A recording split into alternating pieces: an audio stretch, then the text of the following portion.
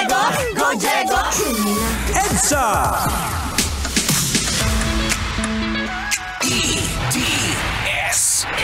EDSA! Boards! Magandang gabi,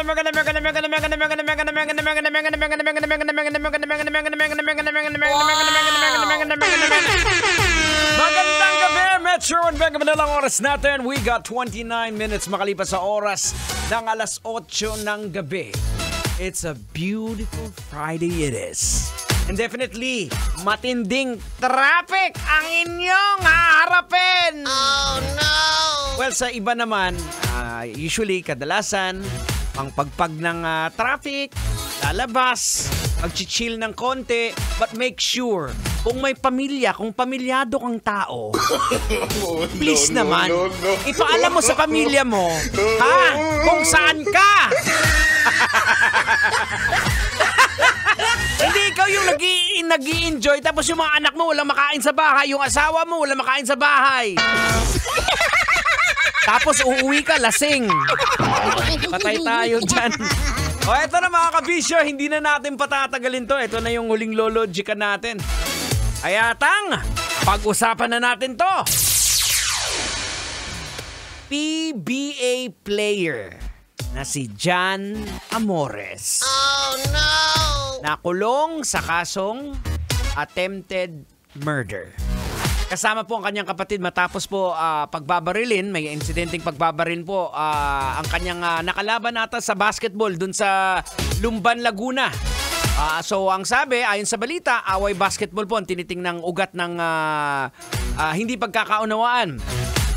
Matatandaan po natin mga kabisyo na sumikat po itong si Amores noong 2022 matapos po magwala rin habang naglalaro po sa basketball sa NCAA at nagresulta ng kanyang pagka-ban sa Collegiate League.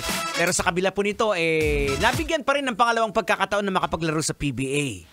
Ang pahayag po ng nanay ng nakalaban na nitong si John ay tutuloy daw ang demanda para magtanda. Ayan, so sabi niya, firm siya doon sa desisyon niya na i-pursue yung kaso against sa PBA player. Ayan, at doon sa kanyang kapatid.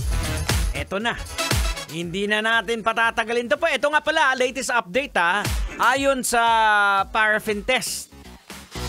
Negative daw sa gunpowder yung kamay. Oh no! Patay tayo dyan. Bahala na kayo dyan. Basta eto, lologica na natin datang. Ano pa ginihintay mo? Logican mo na yan! Logica na yan! Logica na yan! Mga kabisyo, logica na yan. Anong leksyon ang ating mapupulot? Anong aral ang ating madudukot? EDSA! Boards! Kailangan pa bang i-memorize yan?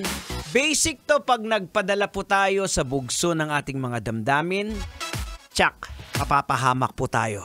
Dahil basic po sa nature nating mga tao, kasama po ako dyan na makasalanan po tayo. Konting pagtatalo lang, tingnan nyo mga kabisyo, konting pagtatalo lang sa larong basketball. Papatay ka ng tao. Buti na lang hindi tinamaan. Siguro may anting-anting yun.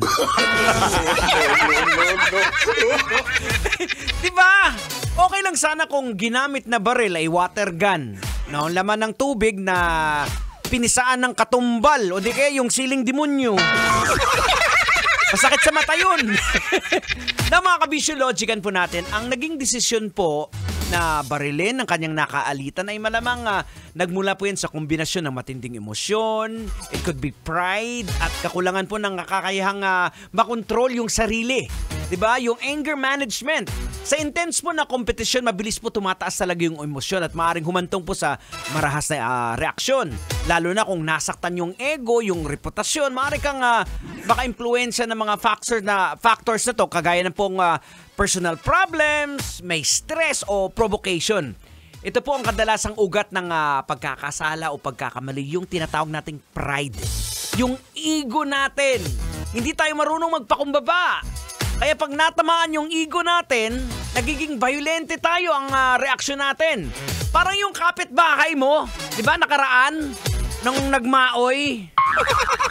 O dahil tinamaan yung ego niya, o nangyari tang, ay Ngayon, dinampot ng barangay Tanon, humimas ng malamig na reha sa presinto. Ay, naka mga kabisyo! At nabayanan, susunod na Rocketera sa Rocky Secret Files. Ako po si Diego Bandido na laging nagpapaalala sa inyo.